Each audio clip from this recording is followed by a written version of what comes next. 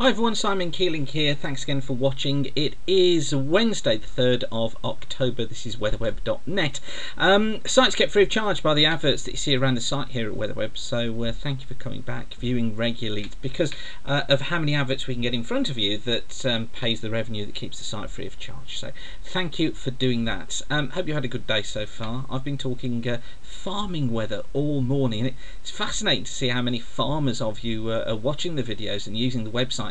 And all your feedback about what you want to see in terms of weather, what information you'd like, please send it to me, Simon at weatherweb.net, and we can start to integrate that into the website. It really has proved very popular, and it's all down to you and spreading the word of mouth as well, as has Weather Live, of course, the telephone service. Many farmers calling in on that now, so thank you very much for that. Of course, you're welcome whatever you do. Sailors and aviators watch lots as well.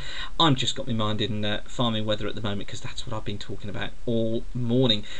So here we go then with the forecast for today. Now, heavy rain's back on the cards. Those of you following me on Twitter, which is at Weather School, will know that I've been tweeting about the risk of some heavy rain coming in again by the end of this week. Now, this has been stop, start right the way through the last few days, and I'll give you some detail on where we think it's going to go just at the moment. But just wanted to show you this total rainfall chart, taking us through to next Thursday first of all, and it's just see how much rainfall there is down these western coasts. Look, 50 to 60 mil. But here's the heaviest of the rain. You can see it there, just tracking through the channel and along southern coast. Could be up to 100 millimetres of rain just off the coast, and this area here could be anywhere up to the Manchester area, so we need to watch this area very carefully. There is going to be some very heavy rain around, I think, somewhere across England and Wales and Southern Ireland during the next 60 to 72 hours.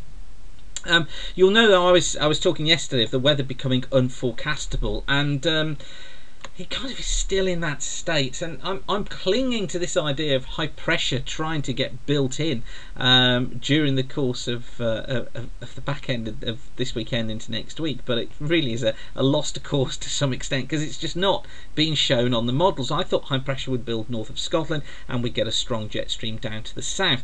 It just isn't being shown, so most models bring us back into a westerly and want to make us wet during the remainder of October. Let me just show you, this is the CFS. You get this by going to the weather website, click on weather charts, and then come down to the left hand side and click on CFS charts. And then you get a weekly forecast of rainfall and temperature, things like that, going ahead for the next 3-4 months or so. This is the forecast for next week from the CFS of rainfall.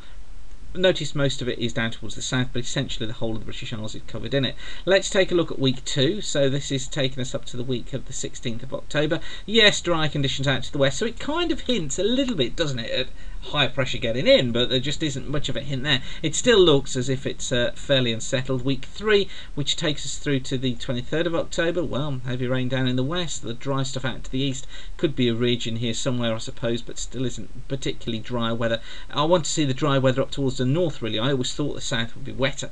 End of the month, still pretty damp. Look, CFS has still got it on as being damp at week 5.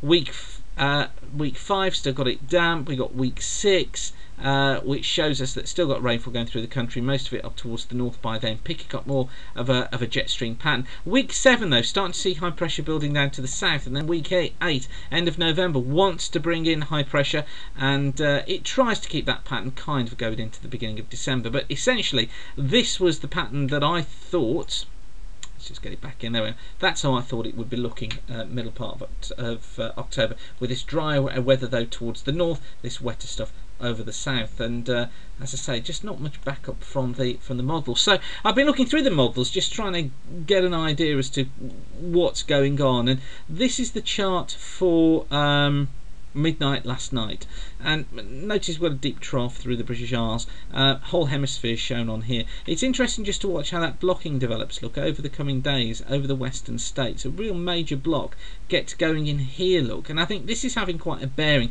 as is the idea still that the model wants to build some sort of pressure across the Atlantic, but it just isn't allowed to get far north because we've just got this feed off the trough that keeps this westerly flow going. So the Arctic oscillation stays quite positive, and that means we get these westerly winds blowing around the Arctic, which means that we just can't get this ridge built further north. And even when we go further ahead, look, yeah, we've got a ridge, we've got an area of high pressure trying to build out in the Atlantic on the ensemble, and it kind of stays there with above normal heights, but it still wants to bring in this westerly. However, I am going to cling to this idea of pressure building to the north of the country. I'm going to stick with it. I may be way wrong and get blown out the water here, and you will have every right to say to me, well, you did say it was going to do this and it didn't. I'm going to still try and go for higher pressure building in. I think it will be centred to the north, hints of it being to the west, but I still think that we will see higher pressure closer to the country, and it won't be as unsettled as it's being portrayed now in 2 weeks' time. We shall see. Okay, enough waffling on for me, and it's not excuses, it's showing you what's happening. Got to think of some heavy rain coming up during the course of the next couple of days. Here's the chart for 1 o'clock this afternoon. Low pressure off northeast Scotland, heavy showers affecting western areas. Here's the line of rain that's been affecting the south through this afternoon. Clipping onto southern coast through the afternoon. It's Kent and Sussex really that are suffering most. Heavy showers and merging to longer spells of rain across northwest England, north and west Wales, parts of Ireland as well. And the flow then briefly goes into a cooler west to northwesterly through the course of the afternoon into this evening. Overnight tonight, still some outbreaks of rain in the far southeast, but for many of us looks as if it will become dry and clear. Now this could lead to a cold night, so I think we're going to be seeing a touch of ground frost, particularly more rural areas of the West Midlands, of Wales, Northern England and Scotland, and an air frost in parts of Scotland and Northern England too. By tomorrow morning, still got bits and pieces of rain affecting the far southeast, East Anglia and into Kent and Sussex.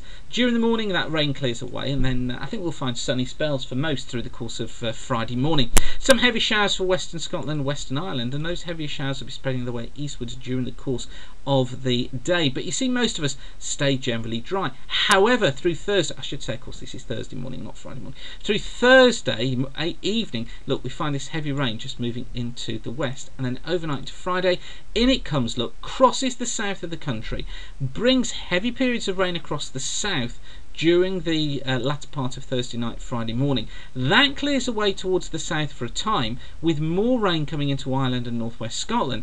But then what we find is a second area of rain developing out in the west. That then looks as if it's going to try and track eastwards through Saturday morning, coming back into Wales and southern parts of England during the course of Saturday.